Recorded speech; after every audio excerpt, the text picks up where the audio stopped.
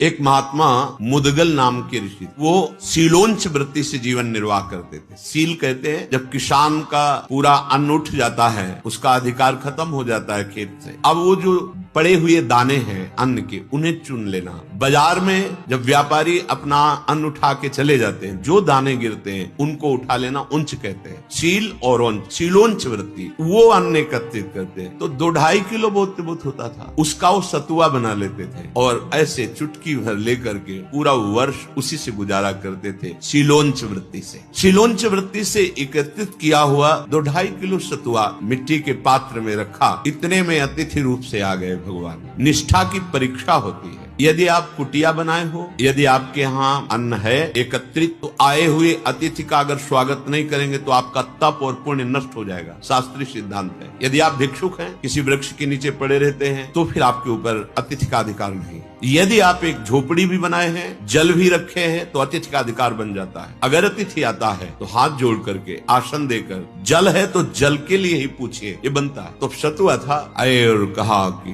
बहुत ही क्षुधा लगी है, आपके पास कुछ है? हाँ भगवान है। सतुआ दिया, पूरा 2.5 किलो सतुआ पा गए। 1 वर्ष के लिए वो रखते थे। उन्होंने कुछ नहीं कहा, जल पिला दिया, तृप्त हुए चले गए। तो वहाँ कुछ कण सतुआ के गिरे हुए थे, तो एक नेवला वहाँ से गुजरा तो आधा सोने का बन गया, स्वर्णिम तेजोमय शरीर। अब वो जब महाराज युधिष्ठिर की राजसूय यज्ञ हुई, राजसूय यज्ञ, भगवान मुखिया उसमें, तो जब पूरी हो गई राजसूय यज्ञ, तो हर जगह वो लौट रहा था। पूरे यज्ञ मंडप पर जहाँ जहाँ पंगत पवाई गई, बार बार यही कहता था कि मुदगल ऋषि की सतुआ यज्ञ से बढ़कर ये राजसूय यज्ञ नहीं है। भगवान श्री कृष्ण ने कहा, नेवले, ऐसी यज्ञ तो कोई नहीं कर सकता, क्योंकि इस यज्ञ में स्वयं भगवान शंकर, ब्रह्मा, श्री कृष्ण देवपान, व्यास देव, परशुराम, बड़े बड़े सब भगवत स्वरूप आए हुए हैं। बड़े बड़े ब्रह्म ऋषियों का यहाँ सम्मान हुआ है। समस्त वैभव इसमें महाराज युधिष्ठिर के सेवा में है, आप ऐसा क्यों कह रहे हैं? तब उसने कहा, महाराज सीलोंच वृत्ति से जीवन यापन करने वाले